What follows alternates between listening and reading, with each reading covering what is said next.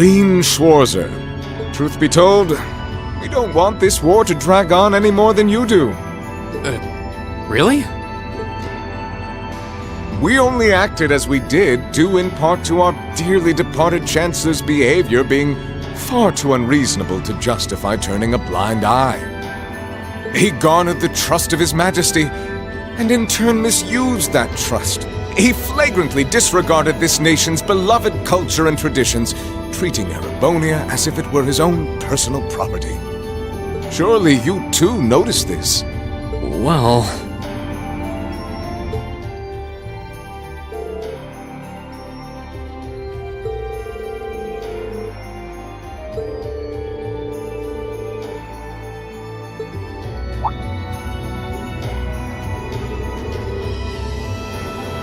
But as I said, the cause of our nation's ills is now gone.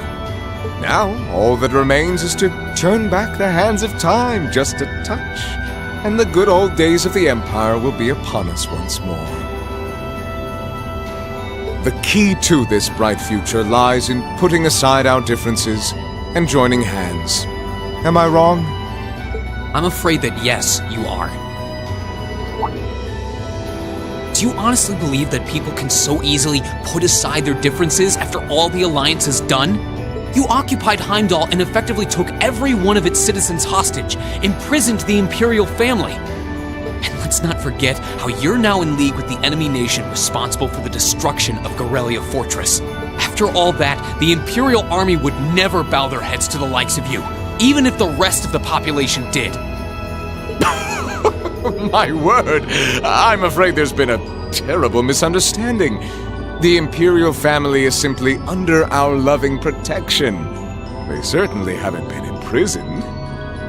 But that does bring me to exactly why I want you to help us. It does?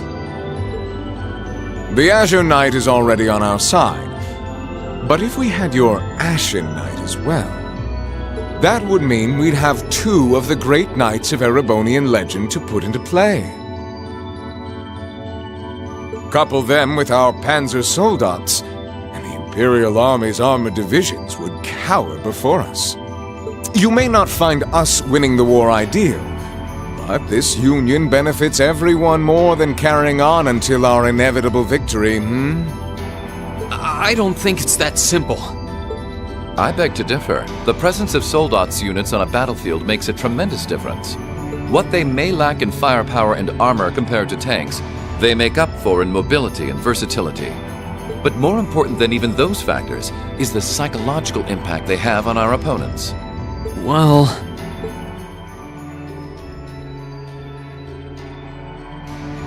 We're only human. As such, we are as captivated as we are terrified of giant beings bearing human form. And if that holds true even for mass-produced soldats made with modern technology, it will be all the more true for the divine knights of legend you and Crow possess. Can't argue with that logic. I will say it once more.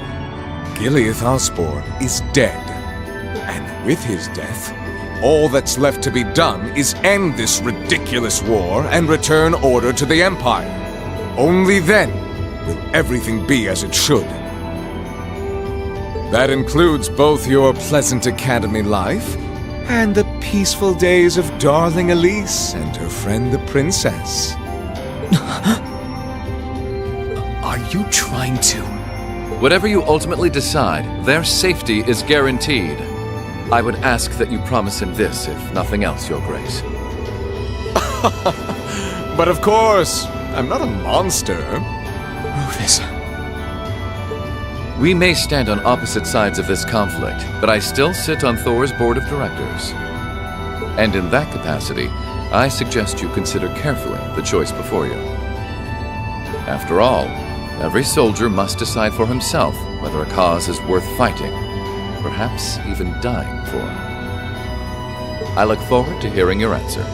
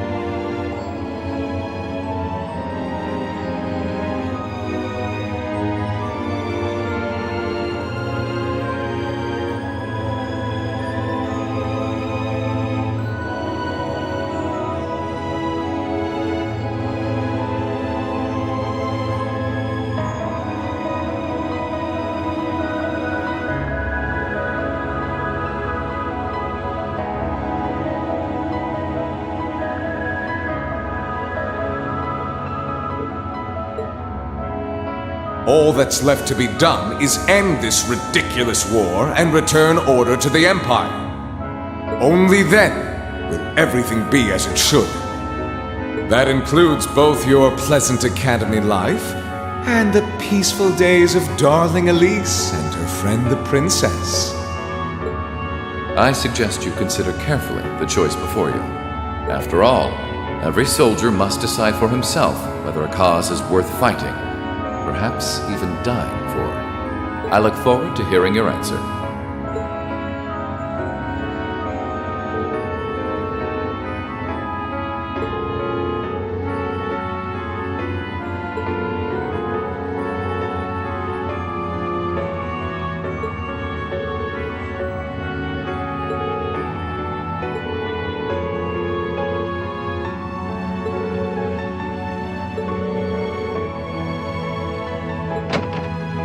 Keep racking your brain like that and smoke will start coming out of your ears.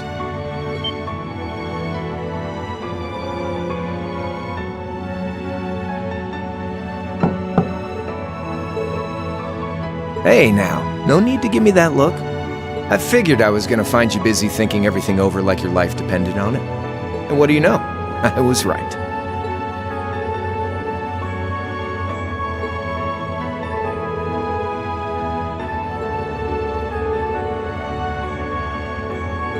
It's tough being popular. If you joined us, I could get away with doing half the work I am now. So come on, stop freaking out about it so much and make a choice.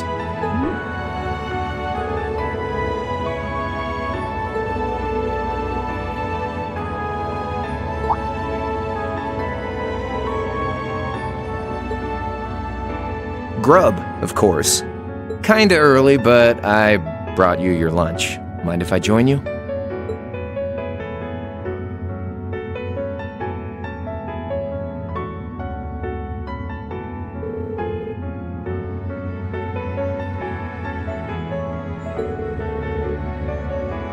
Oh, that kind of food more your thing? Okay then, give me a minute while I go ask the chef to whip something up. Cool. All right, dig in.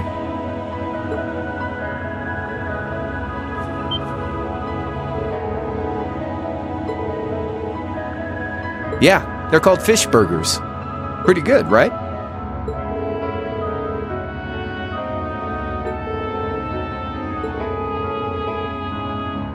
Well, glad to hear it. Guess it was worth putting my cooking skills to the test after all. Was my first time cooking in a while, too.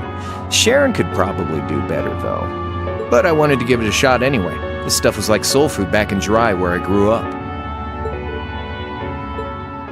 To think, all the time we spent searching for the leader of the Imperial Liberation Front, and he was right under our noses. Crow Armbrust from the Jirai SEZ. Oh, yeah, Vita was using some weird thing of hers to let you see what was going on, wasn't she? So I guess you saw what happened there.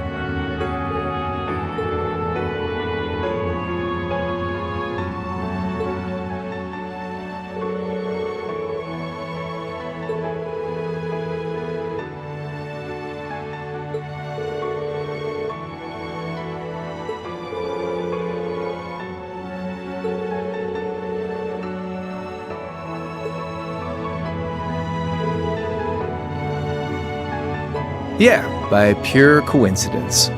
It's changed a lot since I was last there, so it was kind of surreal being back again. But it was nostalgic in its own way, too.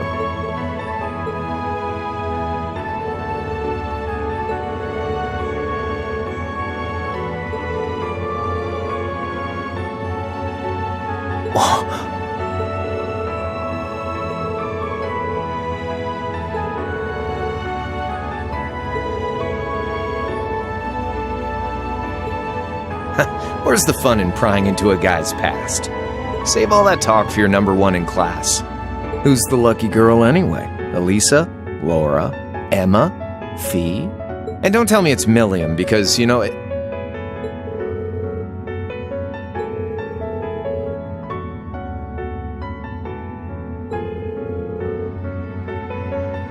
you're really serious.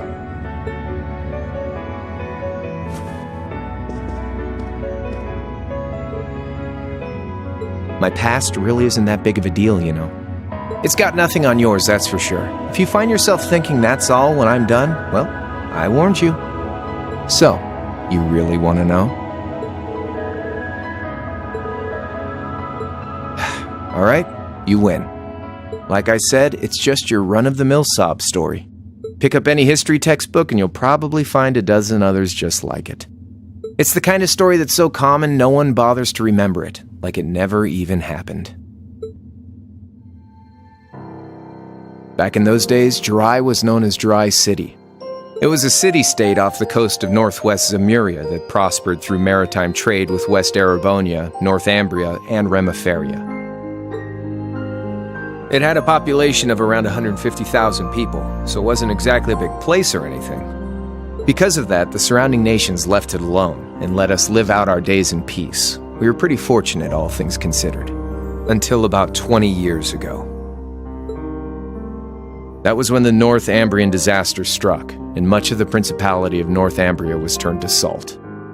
And as a result, trade on the northwest shore was reduced to virtually nothing. Day after day, Jirai's prosperity started to fade away. Still, it wasn't all bad. We had our fishing, our historic landmarks, our septium mines. We could make use of those to get trade going again, both to keep our state running and to help out Northumbria. In fact, the one who advocated that approach was the mayor, my grandfather. He was the last mayor Jirai City ever had. He was a stubborn old bastard, but he had this wry sense of humor, and was well loved by everyone. I lost my mom and dad early, so he was also my only living relative. He taught me just about everything a guy could know. He was like a mom, dad, and your old master rolled into one, I guess. Anyway, fast forward to 10 years ago. Out of nowhere, we received this proposal from the Erebonian government. They said they wanted to extend a railway line from Heimdall all the way to Jirai. We relied on the sea for trade before, but there wasn't any reason to believe we couldn't benefit from being connected to Heimdall by rail. The proposal drew overwhelming support from the city's council, and as a result, my grandfather was forced to accept. Within a year, the city had all of its old life back and then some. The streets were more bustling than ever. But keep in mind, this was a result of huge amounts of imperial capital flowing into the city. Land and buildings we once treasured were bought up left and right. Everything became a target for investment. People only cared about making money. Something similar supposedly happened in Crossbell too, but unlike there, no opposition existed in Jirai. My grandfather sensed something was off, and he tried what he could to get the situation under control. Then one day, someone blew up the railway line leading to Jirai. Everyone demanded that it be repaired as quickly as possible. Everyone except the imperial government. Instead, they panned our national security arrangements for being insufficient and threatened to withdraw all imperial capital. The city was left in an uproar like we'd never seen. Shares plummeted, and with no one able to ascertain the culprit's identity, chaos reigned. That was when he showed up. Chancellor Gileath Osborne, in his third year as representative of the imperial government, personally came to Jirai. We then received a second proposal. The restoration of the railway and its future security will be seen to by the Imperial Army.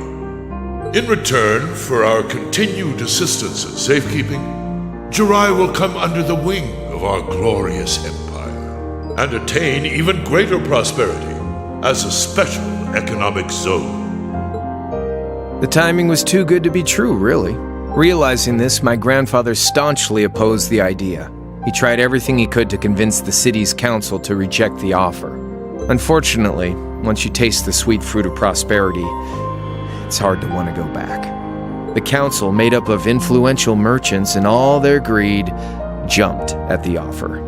And tempted by the elimination of customs, together with the tax breaks from being an SEZ, many of the citizens did too. And during all that, they'd conveniently found a suspect behind the railway incident. My grandfather. He loved Jirai more than anyone, and up till then, its people loved him too. And yet, virtually overnight, he found himself facing the wrath of both the city's council and the citizens alike. Left with no choice, he resigned from his position as mayor, and Jirai formally became part of the Empire. Both of these things happened on the same exact day. That was 8 years ago. Naturally, everyone knew my grandfather wasn't the one who did it. They knew who was really responsible. They just turned a blind eye to the truth. See? I warned you. Just your run-of-the-mill sob story.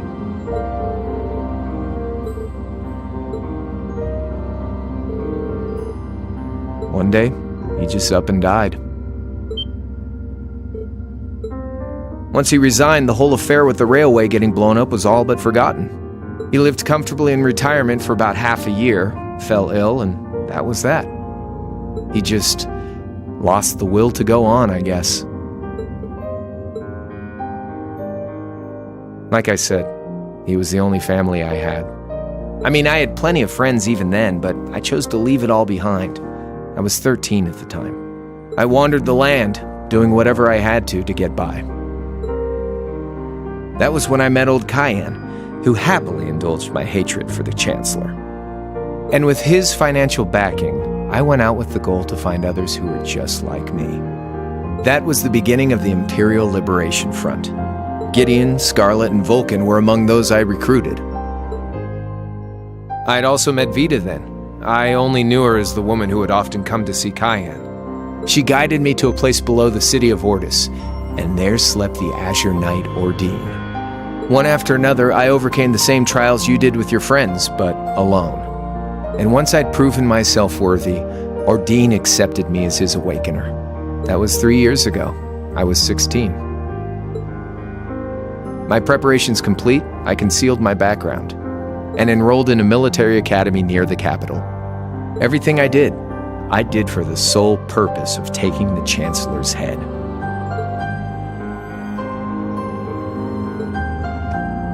Come on now, what's with the face? You look sadder about all this than I do. I swear. I'm not trying to tell you the Chancellor was evil or anything. Still, there's no denying that he managed to outwit my grandfather. And he may have lost, but Pop's always loved a good gamble. It's thanks to him that I'm pretty good at chess, card games, that kind of stuff. I'd say it's fairly normal for a student to want to avenge his master's defeat, wouldn't you? At the end of the day, there's no denying this country has problems, and the Chancellor's methods were making them worse. I studied those problems, worked out how to use the situation to my advantage, and then won the game with an all-or-nothing gamble. But when you think of how peaceful Jirai is now, I'd say I've got a duty to clear up the mess left behind by my game too, which means ending this war and restoring peace. So it's only when that's done that my game is truly over.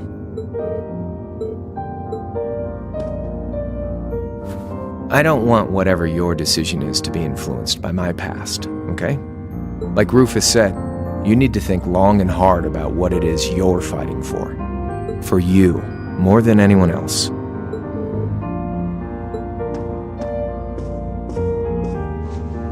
Anyway, I think I've stuck around here for long enough. You're going to be treated as a visitor. Well, sort of. It's about time for the higher-ups to head back to Heimdall, so go ahead and pass the time however you want.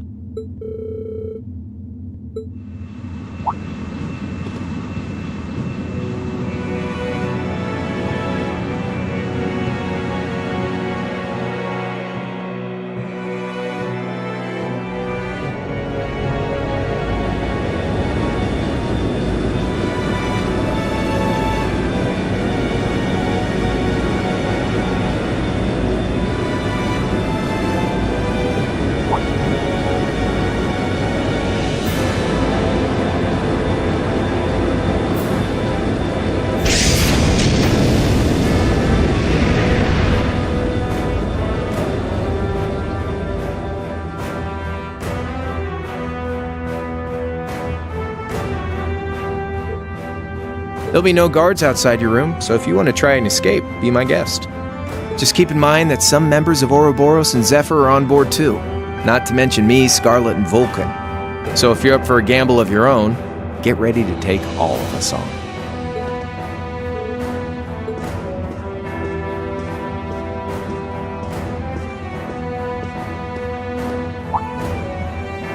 Oh yeah, one more thing. There's this real cute visitor in the guest of honors room on the second floor. I think she'd perk right up if she saw you, so why not go pay her a visit? Just don't go making your girl jealous, okay?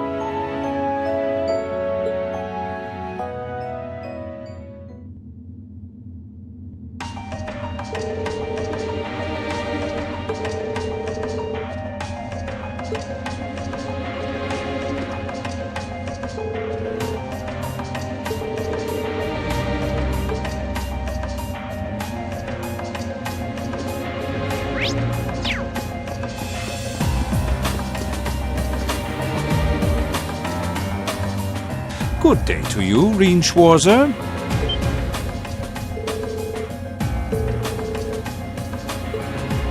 Ha ha! Why wouldn't I be? I'm as much a guest on this ship as you are. And who would deny themselves the pleasure of a ship so beautiful? The furnishings are immaculate. The food and wine are positively sumptuous. And I am of the firm belief that it's wasteful not to take advantage of the opportunities life presents you. Ah, and speaking of opportunities, don't just stand there. Take a seat and join me in having a drink. You've been blessed with the rare chance to sit and chat one-on-one with the most beloved thief of our time.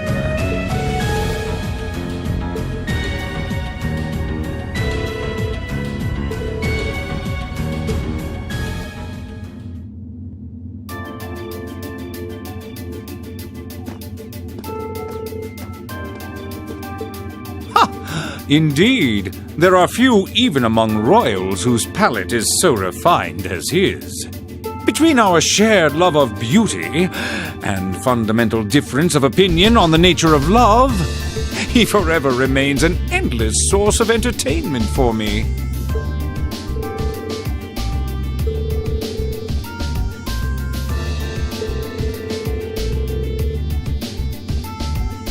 Ha ha! That magnificent floating city was quite the sight to behold, let me tell you. Oh, how I wish I could have shown it to you. It would have changed your view of the world completely.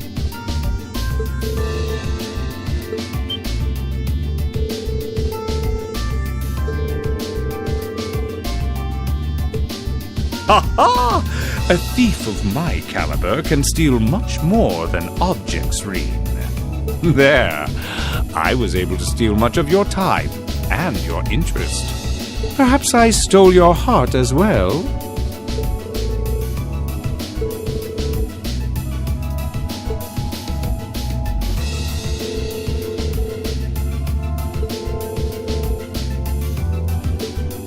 Ha ha! I imagine Duke Cayenne would welcome a man like the Prince with open arms into the Alliance, if he so wished to join. To my knowledge, he was always wary of the Chancellor himself. But I digress. I'm afraid not even I know where he is at the moment. However, I'm inclined to believe that wherever he's hiding, the Crimson Wings is there with him.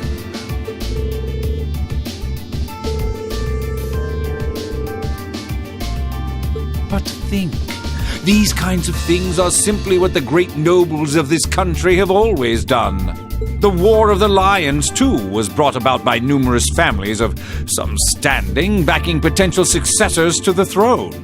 Emperor Dreichel's, as a late arrival to the war, was a mere exception to the rule. I wonder, does Prince Olivert think himself as the second coming of Dreichel's? One of which is to bring the winds of change to Thor's military academy. A gust of fresh air, if you will. I'll admit, I hesitated to allow it, but I decided to place my hopes in you. We believed then, as we still do, that one day you all will be a great light that can push back the darkness of this country.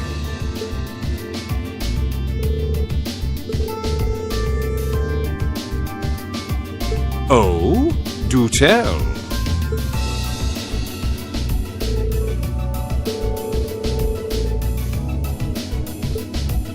Ha ha! I'm pleased to hear it.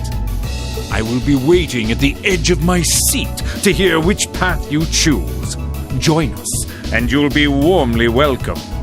Naturally, I'm fascinated by you as the Ashen Knight's pilot, but I'm even more fascinated with that brute strength of yours. I would love the chance to see the power of an ogre up close.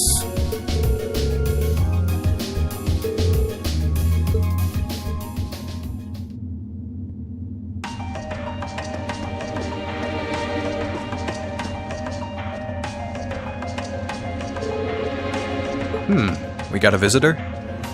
Come on in.